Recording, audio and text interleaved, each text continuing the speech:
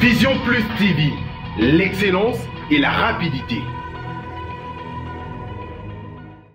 Combattantes et combattants, la semaine dernière, nous avons tous assisté à des scènes de violence innommables qui n'honorent ni la mémoire ni les combats de notre héros Étienne Tshisekedi Wamulumba, paix à son âme.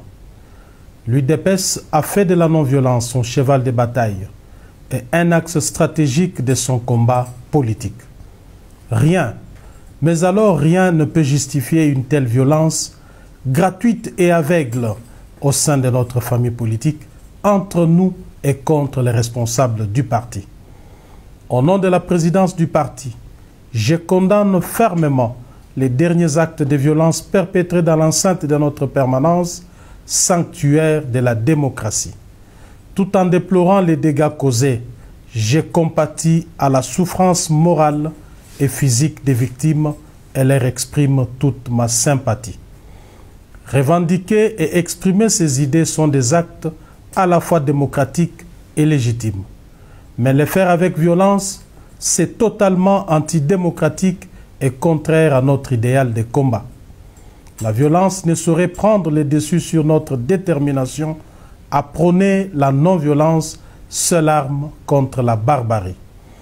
Je voudrais ici saisir cette occasion pour rendre un hommage mérité aux forces de l'ordre dont le travail a été remarquable. Les individus dangereux qui sont à la base de ces incidents malheureux seront identifiés et déférés devant la justice.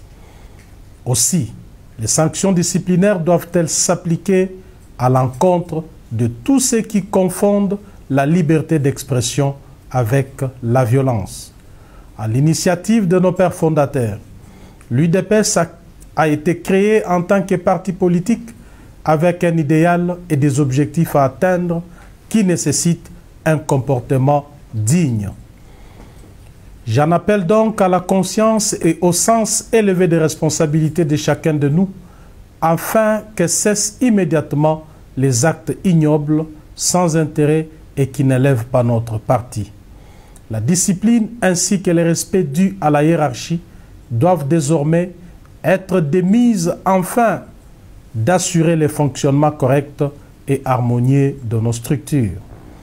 Combattantes et combattants, nous avons traversé des moments plus difficiles que celui-ci. Ensemble, nous avons toujours été capables de transcender nos égos au profit de l'intérêt commun. J'attire votre attention sur le fait qu'à chaque tournant important de notre histoire, notre parti a toujours été l'objet de menaces de déstabilisation.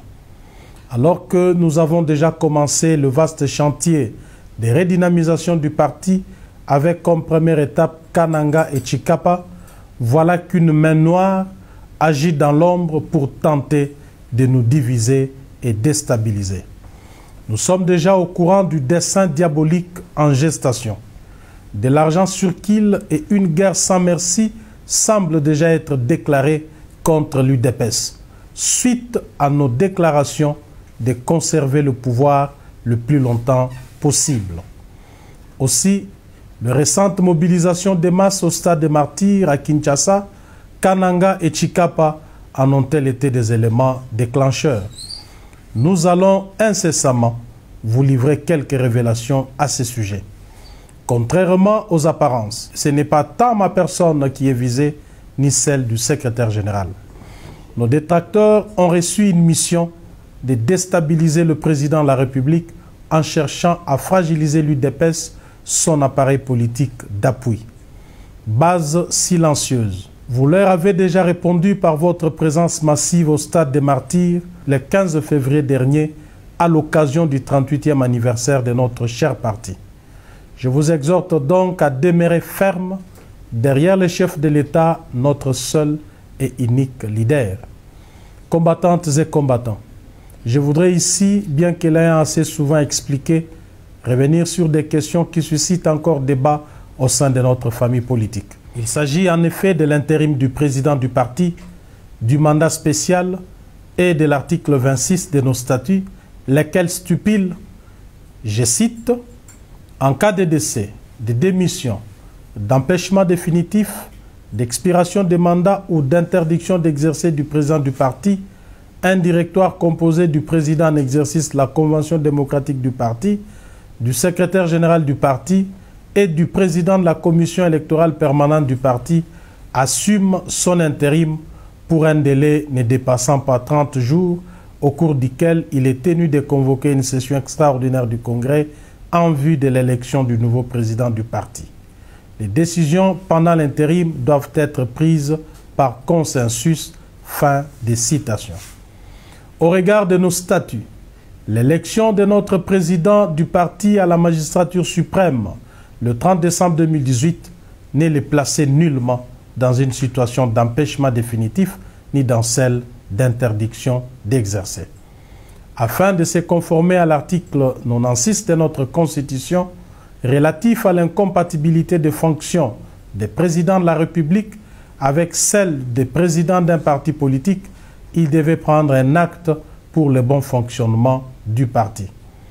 Lequel acte me donnait mandat d'assumer son intérim à la tête de notre parti jusqu'à la fin de son indisponibilité.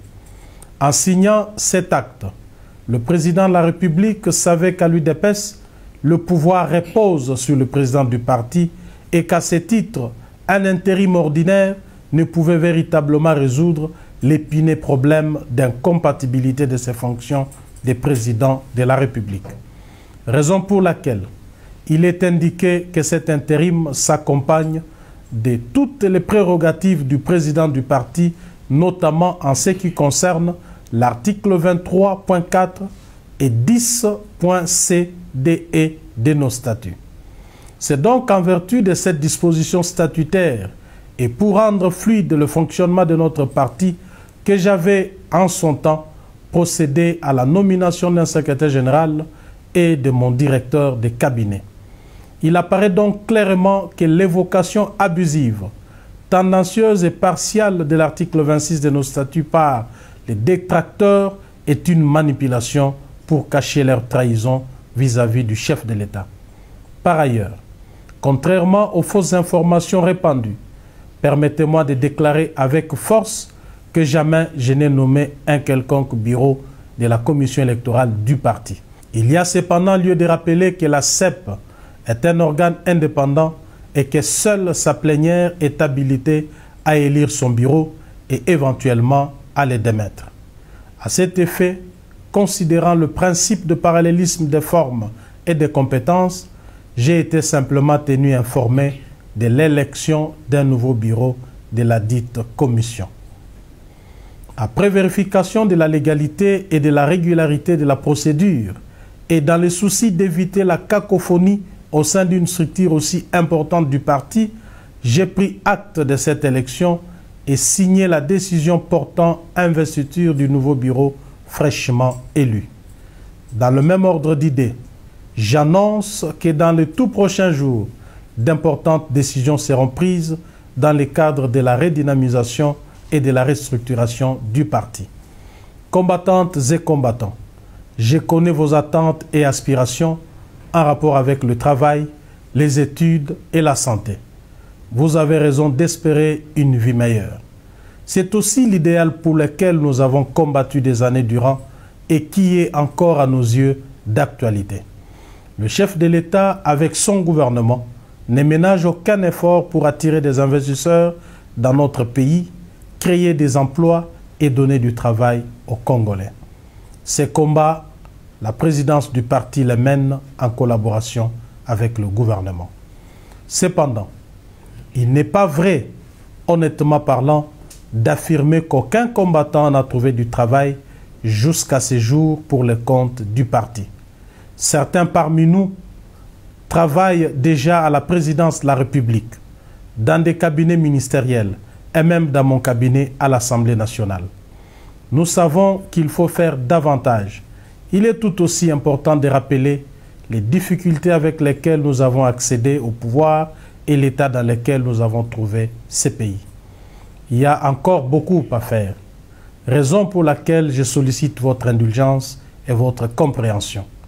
Dans les jours à venir, je mettrai en place un cadre exceptionnel de rencontres pour vous écouter et échanger. Combattantes et combattants, je vous connais et vous me connaissez aussi. Contrairement à ce qui s'est dit, ni le secrétaire général, ni moi-même n'avons changé par rapport à nos engagements. Notre implication reste intacte. Dépassons-nous, demeurons unis et aidons le président de la République à apporter des solutions aux problèmes de la nation. Que vive la mémoire de nos pères fondateurs, que vive l'UDPS, je vous remercie. Vision Plus TV, l'excellence et la rapidité.